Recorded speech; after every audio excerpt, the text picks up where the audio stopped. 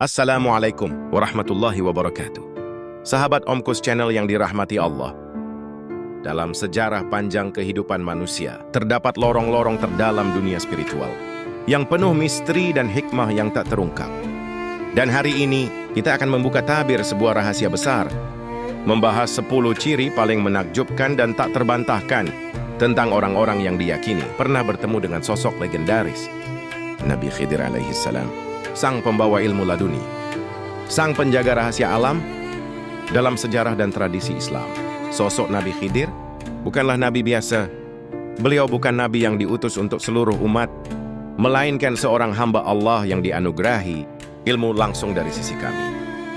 Sebagaimana disebutkan dalam Al-Quran, surat Al-Kahfi, ayat 65, lalu mereka berdua bertemu dengan seorang hamba di antara hamba-hamba kami, yang telah kami berikan kepadanya rahmat dari sisi kami, dan yang telah kami ajarkan kepadanya ilmu dari sisi kami.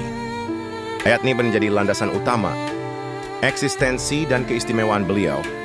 Sejak pertemuan monumental dengan Nabi Musa alaihi salam, kisah-kisah tentang Nabi Khidir terus mengalir turun-temurun.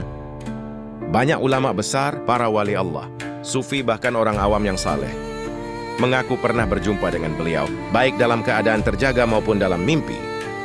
Lantas, apa sajakah ke-10 ciri orang yang pernah bertemu Nabi Khidir? Sebelum kita menyelam lebih dalam, luangkan sedikit waktu untuk menekan tombol like, subscribe, dan jangan lupa aktifkan lonceng notifikasi agar Anda tidak ketinggalan setiap video eksklusif penuh hikmah dari Omkus.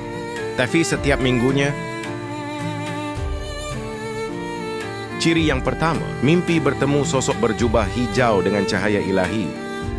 Salah satu ciri paling universal dan sering diceritakan adalah pengalaman mimpi bertemu dengan sosok misterius yang mengenakan jubah hijau. Wajahnya sering digambarkan bersinar lembut, memancarkan kedamaian. Namun anehnya, sosok itu tidak pernah kita kenal sebelumnya dalam kehidupan nyata. Dalam mimpi itu, sang sosok berjubah hijau biasanya tidak banyak bicara, melainkan memberikan nasihat pendek yang penuh hikmah, sebuah doa singkat yang menenangkan, atau petunjuk arah yang sangat spesifik dan esensial yang pada akhirnya secara ajaib menyelesaikan masalah pelik dalam hidup kita. Banyak riwayat menyebutkan warna hijau melambangkan kesuburan, kehidupan, dan ilmu ilahi yang terus mengalir.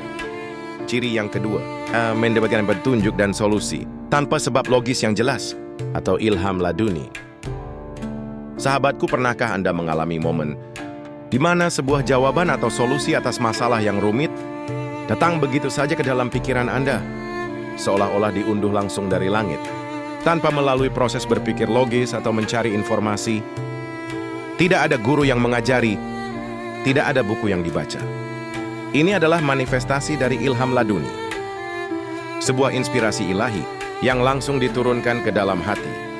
Para ulama sufi sering menyebut bahwa perjumpaan dengan Nabi Khidir bisa menjadi salah satu media ataupun penyebab bagi seseorang untuk menerima ilham laduni semacam ini yang melampaui batasan akal biasa. Ini adalah bahasa roh, bukan bahasa lisan. Ciri yang ketiga, perjumpaan ajaib saat menyendiri atau khalwat di tempat tak terduga. Beberapa kisah para wali agung dan ulama menceritakan bahwa perjumpaan dengan Nabi Khidir seringkali terjadi ketika mereka sedang dalam keadaan menyendiri atau berkhalwat, mengasingkan diri untuk beribadah di tempat-tempat yang sunyi dan terpencil, seperti di tengah gurun, di tepi pantai yang sepi, atau bahkan di dalam gua. Tiba-tiba muncul seorang orang asing yang penampilannya biasa saja, namun memancarkan aura ketenangan. Sosok ini akan memberikan nasihat, petunjuk spiritual, atau bahkan menunjukkan hal-hal di luar nalar, kemudian menghilang begitu saja tanpa jejak. Dia tidak bisa difoto, tidak bisa dilacak, seolah tidak pernah ada. Ini adalah ciri khas perjumpaan yang melampaui dimensi fisik. Ciri yang keempat, nasihat yang diberikan menyentuh jiwa dan tepat sasaran, serta mengguncang hati. Ciri mendasar dari perjumpaan dengan Nabi Khidir bukan hanya kemunculannya yang misterius, tetapi juga isi dari pesan atau nasihat yang beliau sampaikan. Beliau sering memberikan kalimat-kalimat pendek yang sekilas terasa biasa, namun memiliki kedalaman makna yang luar biasa, mampu mengguncang jiwa dan menyentuh inti permasalahan hidup seseorang. Dalam kitab-kitab tasawuf seperti Tabakat Al-Kubra oleh Imam Asy-Sya'rani, disebutkan bahwa Khidir berbicara sedikit. Namun setiap kata mengandung hikmah yang mendalam dan sangat tepat sasaran, seolah beliau mengetahui setiap rahasia hati yang mendengarnya. Ini adalah kalam ilahi yang menembus hati nurani. Ciri yang kelima, perjumpaan terjadi saat masa hidup paling kacau atau titik nadir spiritual. Banyak riwayat dan kisah para sufi menunjukkan bahwa perjumpaan dengan Nabi Khidir seringkali terjadi pada saat seseorang berada di titik terendah dalam hidup, di puncak kekacauan, atau di tengah krisis spiritual yang mendalam. Ini bisa berupa kegagalan finansial yang parah, kehilangan arah hidup, perasaan putus asa yang mendalam, atau terjebak dalam lingkaran maksiat.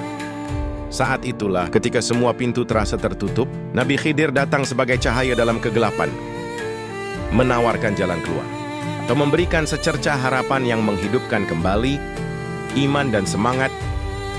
Beliau datang sebagai rahmat dari sisi Allah. Ciri yang keenam, sosoknya tidak bisa diingat jelas setelah perjumpaan, seperti memori kabur. Salah satu ciri yang sangat khas dan membingungkan bagi mereka yang pernah mengalami perjumpaan ini adalah bahwa wajah, suara bahkan detail pakaian Nabi Khidir seringkali tidak dapat diingat dengan jelas setelah perjumpaan berakhir. Rasanya seperti memori yang kabur, sulit dipegang. Namun sensasi perjumpaannya tetap melekat kuat dalam hati dan pikiran. Ini adalah pertanda bahwa beliau bukanlah manusia biasa yang terikat dimensi ruang dan waktu seperti kita.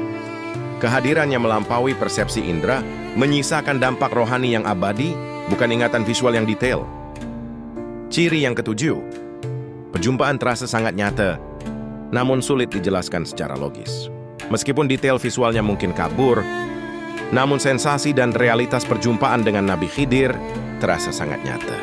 Bahkan lebih nyata dari mimpi, namun tidak bisa dijelaskan secara logis atau fisik. Para sufi menyebutnya sebagai perjumpaan batiniah, atau ruh dengan ruh. Sebuah komunikasi yang terjadi di level kesadaran yang lebih tinggi. Dalam kitab-kitab agung seperti Fushus al-Hikam dan Al-Futuhat al-Makkiyah, karya Syekh Muhyiddin Ibnu Arabi, Nabi Khidir seringkali digambarkan sebagai penjaga pengetahuan rohani atau penjelajah di antara alam roh dan alam jasad, yang kemunculannya tidak selalu dalam bentuk fisik yang bisa disentuh atau dilihat dengan mata kepala biasa, melainkan melalui isyarat dan kehadiran rohani yang kuat. Ciri yang ke-8, setelah perjumpaan, hidup mengalami perubahan drastis ke arah yang lebih baik. Yang ini adalah salah satu tanda paling signifikan. Mereka yang diyakini pernah bertemu Nabi Khidir seringkali mengalami transformasi hidup yang luar biasa dan drastis ke arah yang lebih baik. Perubahan ini bisa berupa peningkatan ketaatan dalam beribadah, seperti tiba-tiba menjadi giat dalam berzikir, rajin melaksanakan sholat malam atau tahajud, mendalami Al-Quran, atau bahkan sepenuhnya meninggalkan jalan maksiat dan dosa. Hidayah itu nyata. Dan perjumpaan dengan Nabi Khidir seringkali menjadi pemicu spiritual yang dahsyat, membimbing jiwa menuju jalan kebenaran sejati dan kedekatan dengan Sang Pencipta. Ciri yang ke-9, tiba-tiba memiliki pemahaman atau ilmu yang tak pernah dipelajari sebelumnya. Ini adalah inti dari anugerah ilmu laduni.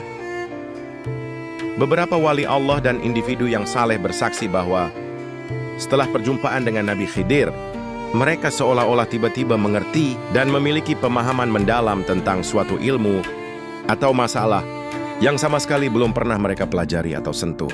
Sebelumnya ini bisa berupa pemahaman tentang tafsir Al-Quran, hakikat alam semesta, rahasia-rahasia kehidupan, atau solusi atas masalah pelik yang datang begitu saja dari ketiadaan. Inilah ilmu yang diunduh langsung ke dalam hati yang bersih, bukan melalui proses belajar formal, bukan dari guru duniawi, melainkan langsung dari Allah melalui guru gaibnya yang agung.